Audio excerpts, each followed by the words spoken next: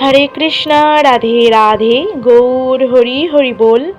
জয় গোবিন্দ, জয় রাধারানী, রাধে রাধে। ওং হরি ওং তৎসৎ। ওং নমো ভগবতে বাসুদেবায়। ওং নমো ভগবতে বাসুদেবায়। ওং নমো ভগবতে বাসুদেবায়। শ্রীমদ্ ভগবদ গীতার 10ম অধ্যায় বিভূতি যোগ, শ্লোক নাম্বার 3।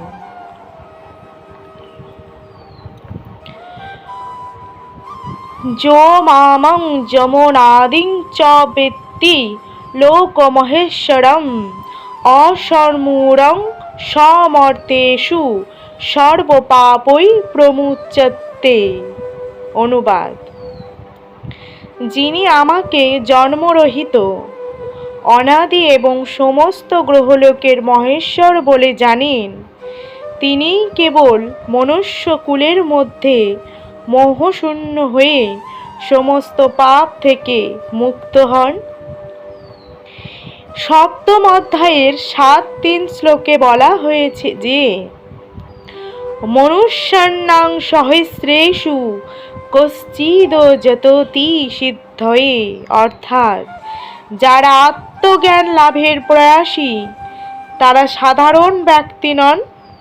আত্মজ্ঞানবিহীন লক্ষ লক্ষ সাধারণ মানুষের থেকে তারা শ্রেষ্ঠ। কিন্তু যথার্থ আত্মতত্ত্ব জ্ঞান লাভের প্রয়াসী মানুষদের মধ্যে যিনি শ্রীকৃষ্ণকে পরমেশ্বর ভগবান, সর্বলোকের মহেশ্বর ও অজ বলে উপলব্ধি করতে পারেন, তিনি আধ্যাত্ম মার্গের সর্বোচ্চ স্তরে অধিষ্ঠিত। সেই স্তরে আমাদের ভগবান শ্রীকৃষ্ণের পরম পদ সম্পূর্ণরূপে উপলব্ধি করতে পারার ফলে কেবল এই পাপময় কর্মের বন্ধন থেকে সম্পূর্ণরূপে মুক্ত হওয়া যায়। এখানে অজ শব্দটির দ্বারা ভগবানকে বর্ণনা করা হয়েছে, যার অর্থ জন্মরহিত। 2য় অধ্যায়ে জীবকেও অজ বলে বর্ণনা করা হয়েছে, অর্থাৎ ভগবান জীব থেকে ভিন্ন। জীবেরা তো জড় আসক্তির ফলে জন্ম মৃত্যুর চক্রে আবর্তিত হচ্ছে, কিন্তু ভগবান তাদের থেকে আলাদা। বদ্ধ জীবাত্মারা তাদের দেহ পরিবর্তন করে, কিন্তু ভগবানের দেহের কিন্তু পরিবর্তন হয় না। এমনকি তিনি যখন জড় জগতে অবতরণ করেন তখনও তিনি তার অপরিবর্তিত অজরূপেই অবতরণ করে। তাই 4র্থ অধ্যায়ে বলা হয়েছে যে ভগবান সবসময় তার অন্তরঙ্গ শক্তিতে অধিষ্ঠিত। তিনি কখনোই অনুৎকৃষ্ট মায়া শক্তির দ্বারা প্রভাবিত হন না। তিনি সবসময় তার উৎকৃষ্ট শক্তিতে অবস্থান করেন। এই শ্লোকে বেত্তি লোকমহেশ্বরম কথাটি ইঙ্গিত করে যে ভগবান শ্রীকৃষ্ণ বিশ্ব ব্রহ্মাণ্ডের সমস্ত গ্রহলোকের মহেশ্বর এবং তা সকলেরই জানা উচিত। সৃষ্টির পূর্বেও তিনি বিদ্যমান ছিলেন এবং তিনি তার সৃষ্ট থেকে ভিন্ন।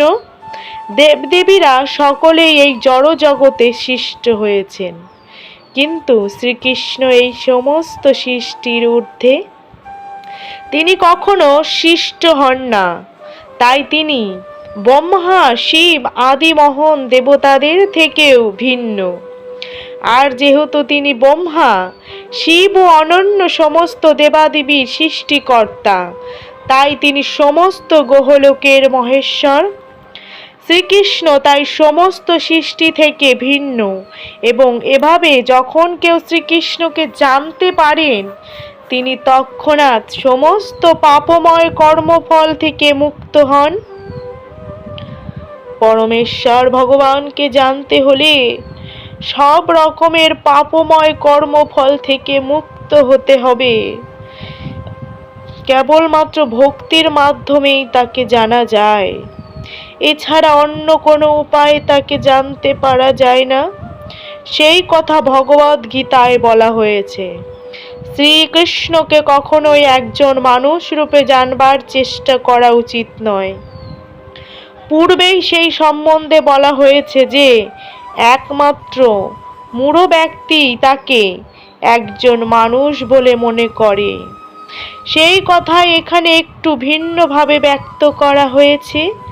যে মানুষ মূর্খ নয়, যিনি ভগবানের স্বরূপ সম্বন্ধে অবগত হওয়ার জন্য বুদ্ধিমত্তা সম্পূর্ণ, তিনি সব রকমের পাপময় কর্মফল থেকে সর্বদা মুক্ত থাকেন। শ্রীকৃষ্ণ যদি দেবকীর পুত্র হন, তাহলে তিনি অজ হন কিভাবে? সেই কথাও শ্রীমদ্ ভাগবতে বর্ণনা করা হয়েছে।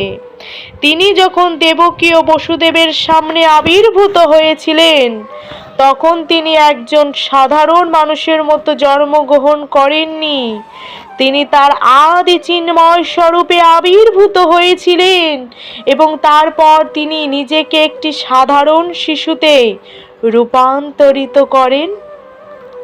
শ্রীকৃষ্ণের নির্দেশ অনুসারে যা কিছু করা হয় তা অপ্রাকৃত, তা জড়জগতের শুভ অথবা অশুভ কোনো কর্মফলের দ্বারাই কুলসিত হন না। জড়জগতের শুভ এবং অশুভ সম্বন্ধে ধারণা প্রায়শ মনোধর্মপ্রসূত অলীক কল্পনা মাত্র। কারণ এই জড়জগতে শুভ বলতে কিছুই নেই, সব কিছুই অশুভ। কারণ এই জড় প্রকৃতিই অশুভ। আমরাই এটিকে কেবল শুভ বলে কল্পনা করে থাকি। যথার্থ শুভ নির্ভর করে প্রগাঢ় ভক্তি ও সেবার মাধ্যমে কৃষ্ণ ভাবনাময় কার্যকলাপ সম্পাদন করার উপর। যদি আমরা প্রকৃতই শুভ কর্ম সম্পাদনে প্রয়াসী হই, তাহলে আমাদের পরমেশ্বর ভগবানের নির্দেশ অনুসারে কাজ করা উচিত। এই ধরনের নির্দেশ শ্রীমদ্ ভাগবত, ভগবদ গীতা আদি শাস্ত্র গ্রন্থে প্রদান করা হয়েছে, অথবা সদ্গুরুর কাছ থেকে তা লাভ করা যেতে পারে। সদ্গুরু যেহেতু পরমেশ্বর ভগবানের প্রতিনিধি, তাই তার নির্দেশ প্রত্যক্ষভাবে পরমেশ্বর ভগবানেরই নির্দেশ। সদ্গুরু, সাধু ও শাস্ত্র একই নির্দেশ প্রদান করেন। এই তিনটি উৎস থেকে প্রাপ্ত নির্দেশের মধ্যে কোনো রকম বিরোধ নেই। এই ধরনের নির্দেশের অধীনে সাধিত সমস্ত কর্মই জড় জগতের সব রকমের শুভ বা অশুভ কর্মফল থেকে মুক্ত থাকে। কর্মকালে ভক্তের অপ্রাকৃত মনোভাবই হচ্ছে যথার্থ বৈরাগ্য এবং তাকেই বলা হয় সন্ন্যাস। ভগবদ গীতার 6ষ্ঠ অধ্যায়ে প্রথম শ্লোকে যেমন বলা হয়েছে, ভগবানের নির্দেশ পালন করার নিমিত্তই কেবল যিনি কর্তব্যবোধের কর্ম করেন এবং যিনি তার কর্মের ফলাফল লাভ করতে চান না। অনাশ্রিত কর্মফলম, তিনি যথার্থ সন্ন্যাসী।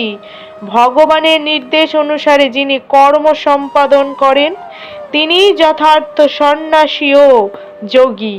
কেবল সন্ন্যাসী বা ভণ্ড যোগীর বেশ পরিহিত মানুষেরা নয়।